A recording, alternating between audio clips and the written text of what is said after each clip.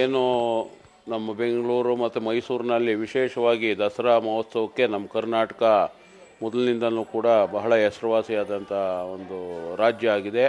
ಹಾಗಾಗಿ ಮಹಾರಾಜರ ಕಾಲದಿಂದನೂ ಕೂಡ ಒಂದು ಅಂಬಾರಿಯನ್ನು ಹೊರೋದ್ರ ಮುಖಾಂತರ ಮಹಾರಾಜನ ಕುಂಡ್ರಿಸ್ಕೊಂಡು ಒಂದು ನಾಡಿನಲ್ಲಿ ಪ್ರಸಿದ್ಧಿಯಾಗಿದೆ. ಹಾಗಾಗಿ ಆಯುಧ ಪೂಜೆ ಇರ್ಬೋದು, ಎಲ್ಲ ರೀತಿಯ ಕಾರ್ಯಗಳನ್ನು ಆಗಿನ ಮಹಾರಾಜರಾದಂಥವರು ನಡೆಸ್ಕೊಂಡು ಬರ್ತಾಯಿದ್ರು.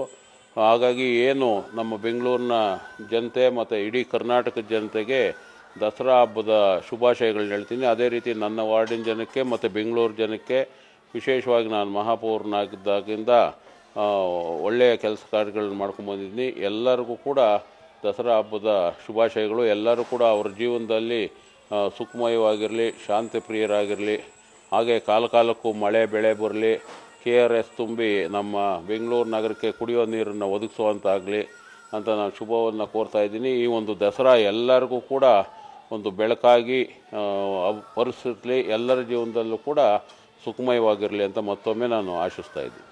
ತಮ್ಮ ಶ್ರೀಮತಿಯವರ ಅವಧಿ ಯಾವ ಕಾಮಗಾರಿಯಲ್ಲಿ ಕೈಗೆ ಎತ್ಕೊಂಡಿದ್ದಾರೆ ಸರ್? ಈಗಾಗಲೇ ಎಲ್ಲ ರಸ್ತೆಗಳನ್ನು ಕೂಡ ಡಾಂಬರೀಕರಣ ಮಾಡ್ತಾಯಿದ್ದೀವಿ, ಮತ್ತು ಡ್ರೈನು ವರ್ಕ್ಗಳು ಮಾಡ್ತಾಯಿದ್ದೀವಿ, ಮತ್ತು ಸ್ಯಾನಿಟ್ರಿ ವರ್ಕ್ಗಳು ಈಗಾಗಲೇ ಪ್ರೋಗ್ರೆಸ್ಸಲ್ಲಿದೆ.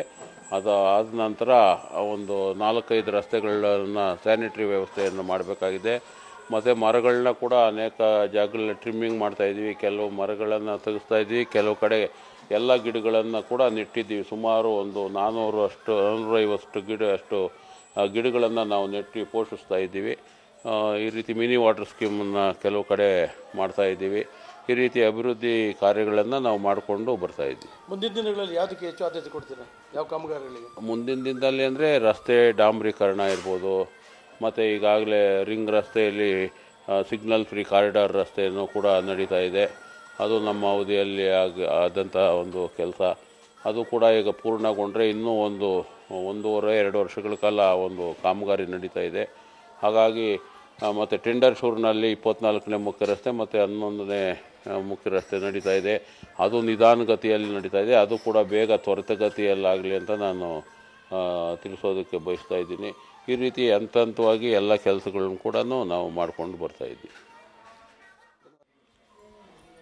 ನಮ್ಮ ವಾರ್ಡಿನ ಜನರಿಗೆ ಹಾಗೂ ನಮ್ಮ ನಾಯಕರಿಗೆ ಹಾಗೂ ಬೆಂಗಳೂರು ಮತ್ತು ಕರ್ನಾಟಕ ಜನತೆಗೆಲ್ರಿಗೂ ದಸರಾ ಹಬ್ಬದ ಶುಭಾಶಯಗಳನ್ನು ಹೇಳಲು ಇಚ್ಛಿಸ್ತೀನಿ.